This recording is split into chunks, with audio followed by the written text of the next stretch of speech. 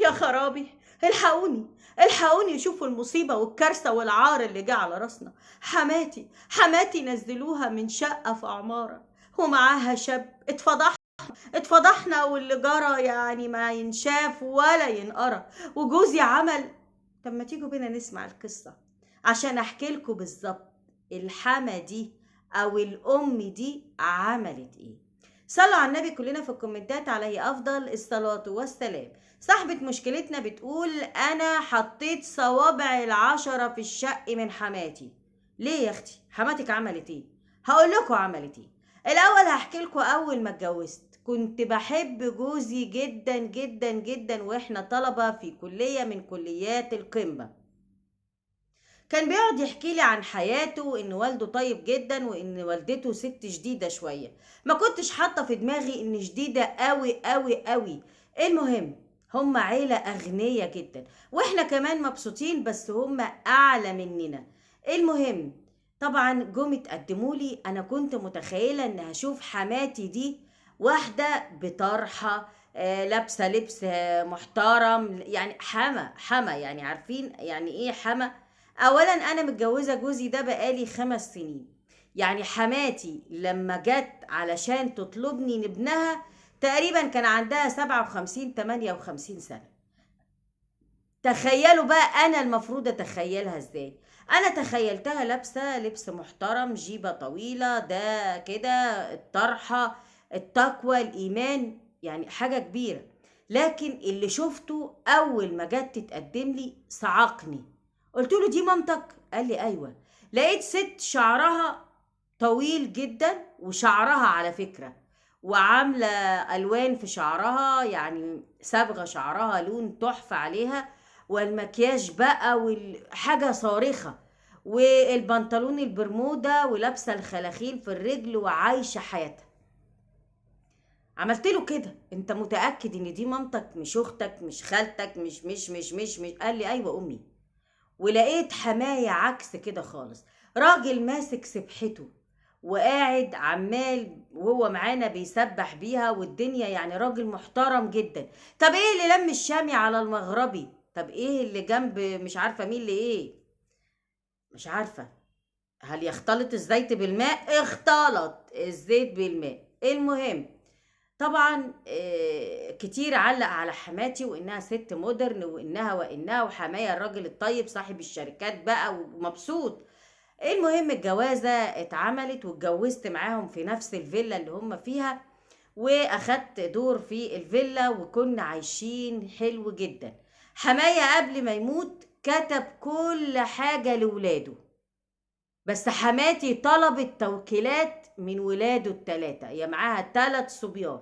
طلبت من ال3 صبيان 3 توكيلات عام ما يتغيروش الا بحضور الطرفين. طبعا عملوا كل حاجة ونقلت كل حاجة باسمها. تخيلوا بقى، كل حاجة نقلتها باسمها قبل وفاة حماية بحاجة بسيطة، وما كانوش يعرفوا ان هي نقلت كل حاجة. وابتدت حماتي بعد وفاة حماية، يعني هي متغيرة بس زادت في التغيير. وابتدينا نحس او ابتدوا ولادها يحسوا ان هي في الشركة بتاعتهم وفي المصالح اللي هي عاملاها، او اذا كان معرض، اذا كان ده الاملاك بتاعتهم، بتسحب فلوس كتيرة جدا جدا، بتسحب فلوس ببذخ رهيب. فابتدوا يعلقوا معاها ويقولوا لها في ايه وليه بتسحبي فلوس كتير كده؟ انا مالي، ده مالي وانا حرة فيه يا امي، بس ده مالنا وانت يا امي خدتيه بالتوكيل، انا حرة يا امي. طب احنا، طب ادينا حقوقنا، يعني انت عارفة ان ده ورثنا من ابونا، ما احنا ما جيناش على ورثك وما جيناش على مالك ولا اي حاجة. ادينا ورثنا علشان نشتغل ونعرف احنا يا امي كده نعتبر أجارية عندك أو موظفين عندك، وإيه يا أمي كده؟ مفيش فايدة. وابتدت حماتي تطلع رحلات لشرم وتطلع للغردقة وتسافر بره، والدنيا بقت عندها سمك لبن تمر هندي. وولادها يسألوها في ايه وليه السفريات دي كلها، وانت بتختفي فين بالشهر وبالاتنين؟ انا بمتع نفسي، انا بخرج، انا بتفسح، محدش ليه دعوة بيا. محدش ليه دعوة بيكي يعني ايه؟ احنا ولادك وتلات رجاله بشنبات، عايزين نعرف انت بتروحي فين وبتيجي منين. احنا فجاه الاقيكي محضره الشنطه ونتصل عليكي تقولي انت في تركيا، تقولي انت في فرنسا، تقولي انت في الغردقه، تقولي انت في الشرم. احنا ايه، طراطير ولا ايه؟ المهم انفعلت عليهم وبهدلتهم واتخانقت معاهم وسابت البيت. قعدوا يحاولوا يتصلوا بيها، قلت لهم طب اصبروا لما تهدى وهتحاول ان هي ترجع. لكن للاسف كانت الشرطه اسرع من اننا ننتظرها. فجأة لقينا الشرطة جاية لنا البيت. ايوه، الشرطة جات لنا البيت واحنا التلاتة ستات والتلاتة رجالة اللي بشنبات حطينا وشنا في الارض. ليه حطينا وشنا في الارض؟ هقول لكم.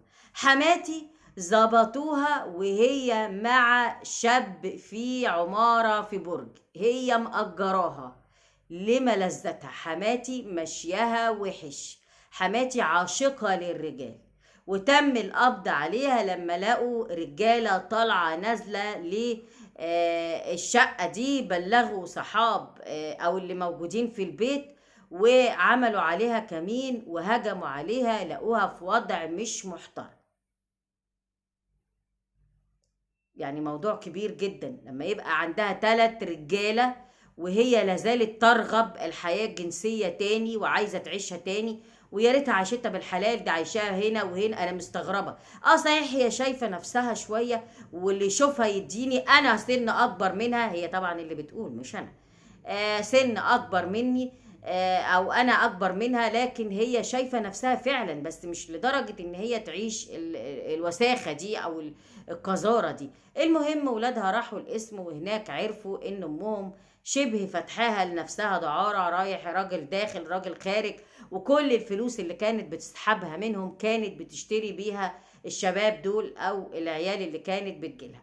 طبعا صعقنا كلنا وبصراحة يعني اتدمرنا تدمير كامل، وزوجي واخواته حطوا وشهم في الارض وما بقناش عارفين نعمل ايه. وهي بكل بجاحة: انا ما عشتش مع ابوكو، انا ما شفتش يوم حلو معاه، انا انوثتي كانت طاغية وابوكم كان مالوش في الحاجات دي، وسلم نمر من زمان من عمرك انت ومن عمرك انت. وانا قعدت تهبل بشوية كلام، لكن ده مش مبرر للي هي عملته والفضيحة اللي هي عملتها لنا. طبعا جوزي واخواته قالوا طب الحل ايه، طب الدنيا ايه، هي كده هتتحبس. ده قضية دعارة. يعني ظبطوا معاها ناس، يعني ظبطوا في البيت والناس بلغت ان في تردد، وبعد المراقبة فعلا ثبت ان في تردد واشكال مختلفة من الشباب بتدخل لها. وبقى مع القبض عليها الولد اللي كان معاها اللي هو عنده 27 سنة، وانا حماتي كانت حاجة و50 سنة. انا متجوزة ابنها، لا حاجة و60 سنة. انا متجوزة ابنها وانا 57 وهي 57 58، يعني 5 سنين جواز تعملها بتاع حاجة و60 سنة. وعندها شاب اللي هو 27 28 سنة، ده اعترف ان هي اديته 5000 جنيه علشان يقيم معاها علاقة. جابته منين؟ جابته من ملاهي ليلية هي بتسهر فيها. زوجي واخواته طبعا حالتهم وحشة جدا، وطلبوا منها ان هي تعمل لهم توكيل لإدارة المكان ده او لإدارة ممتلكاتهم اللي هي اساسا مسيطرة عليها، لان هي كده هتعتبر هتتحبس. طب مين هيدير ده كله؟ ما كل حاجة باسمها وكل حاجة امضى محتاجينها. المهم هي طبعا مع إلحاح المحامي وأولادها فعلا عملت التوكيل، وجوزي وإخواته رجعوا فلوسهم لنفسهم تاني اللي هي كانت واخداها، وقالوا خلاص احنا اتبرينا منها ومش عايزين نشوفها تاني، وخلاص كده انتهى. خدوا كل حاجة باسمهم اللي كانت باسمهم، وهي نقلت ملكيتها لنفسها، الملكية لنفسها، وخدوا مالها وفلوسها، خدوا كل حاجة، سابوها على البلاطة. يعني سابوها على البلاطة، ما حلتهاش أي حاجة. ودلوقتي هي اتحكم عليها وأخدت 3 سنين سجن، والمحامي بيطلب منهم ان هم يروحوا يزوروها او يسيبوا لها فلوس او حاجة، وهي اللي بتلح عايزة كده يعني يروحوا يدوها فلوس عشان تقدر تستمر في السجن. لكن هم رافضين رفض تام. وانا بصراحة يعني عارفة ان هي غلطت وكل حاجة، بس هي صعبانة عليا. فانا عايزة اروح احط لها فلوس في الكانتين، وجوزي محذرني وبيقول لي، هو محلفش عليا يمين ولا حاجة، بس بيقول لي لو روحتي خلاص اللي بيني وبينك خلص ومش هينفع. وانا بصراحة هي صعبانة عليا، وارحموا عزيزة قوم ذل، وهي مذلولة ذل جامد جدا. انا عارفة انها غلطت وانها حطت العار لولادها، بس انا عايزه اروح اعمل كده. فجوزي محذرني واخواته محذريني، ومش عارفه اعمل ايه واتصرف ازاي. يا ترى لو رحت يبقى كده انا غضبت جوزي و... او لو ما روحتش اسيبها كده ازاي متلطمه وقاعده هناك وما حلتهاش اي حاجه ولا جنيه واحد. انا مش عارفه اعمل ايه واتصرف ازاي.